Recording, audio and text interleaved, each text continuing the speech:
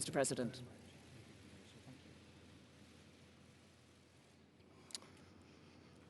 Well, thank you, Prime Minister May. Melania and I are honored to return to London as our nations commemorate the 75th anniversary of D-Day in World War II.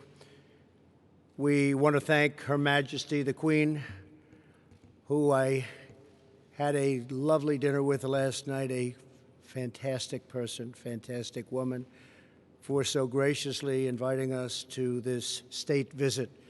It was very, very special.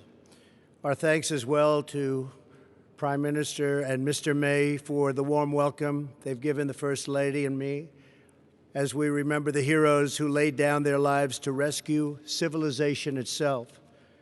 On June 6, 1944, tens of thousands of young warriors left these shores by the sea and air to begin the invasion of Normandy and the liberation of Europe and the brutal Nazi occupation. It was a liberation like few people have seen before.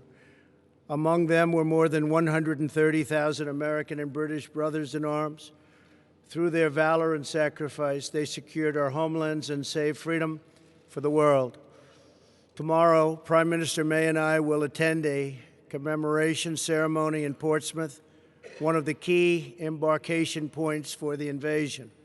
More than 1.5 million American service members were stationed right here in England in advance of the landings that summer. The bonds of friendship forged here and sealed in blood on those hallowed beaches will endure forever. Our special relationship is grounded in common history, values, customs, culture, language, and laws.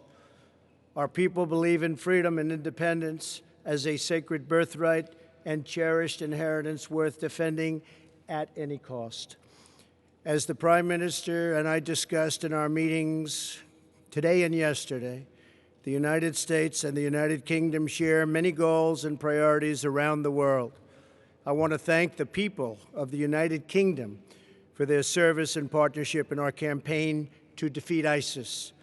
As we announced a few months ago, ISIS's territorial caliphate in Syria and Iraq has been completely obliterated, defeated. The United Kingdom is also a key partner in NATO. The Prime Minister and I agree that our NATO allies must increase their defense spending. We've both been working very hard toward that end, and we are very current, and some of them are not. We can't allow that to happen, but I appreciate everything you've done in that regard. We expect a growing number of nations to meet the minimum 2% of GDP requirement. To address today's challenges, all members of the alliance must fulfill their obligations. They have no choice. They must fulfill their obligation. Among the pressing threats facing our nations is the development and spread of nuclear weapons. Perhaps that's our greatest threat. The United States and the United Kingdom are determined to ensure that Iran never develops nuclear weapons and stops supporting and engaging in terrorism. And I believe that will happen. In protecting our nations, we also know that the border security is national security. Today, the Prime Minister and I discussed our thriving economic relationship. Both countries are doing very well, and participated in a roundtable with industry and business leaders. I can say probably the biggest business leaders anywhere in the world. Our nations have more than $1 trillion invested in each other's economics. The United Kingdom is America's largest foreign investor and our largest European export market. That's a lot of importance. As the UK makes preparations to exit the European Union, the United States is committed to a phenomenal trade deal between the U.S. and the UK. There is tremendous potential in that trade deal. I say probably 2 and even 3 times of what we're doing right now. Tremendous potential. 75 years ago this Thursday, courageous Americans and British patriots set out from this island toward history's most important battle. They stormed forward out of ships and airplanes, risking everything to defend our people and to ensure that the United States and Britain would forever remain sovereign and forever remain free. Following this press conference, Prime Minister May, Mr. May, the First Lady, my family and I will visit the legendary Churchill War Rooms beneath the streets of London. I look forward to that. In his famous speech on this day in June 1940, Prime Minister Churchill urged his countrymen to defend our island, whatever the cost may be.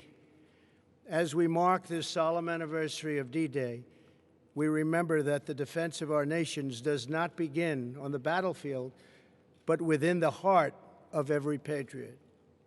Today, let us renew our pledge, engraved at the American Cemetery in Normandy and inscribed by President Dwight Eisenhower in St. Paul's Cathedral, right here in London, that the cause for which they died shall live. Prime Minister May, it's been a true honor. I have greatly enjoyed working with you. You are a tremendous professional and a person that loves your country dearly. Thank you very much. Really an honor. Thank you for the invitation to memorialize our fallen heroes and for your partnership in protecting and advancing the extraordinary alliance between the American and the British people. It's the greatest alliance the world has ever known. Thank you, Prime Minister. Thank you. Thank you. Thank you very much.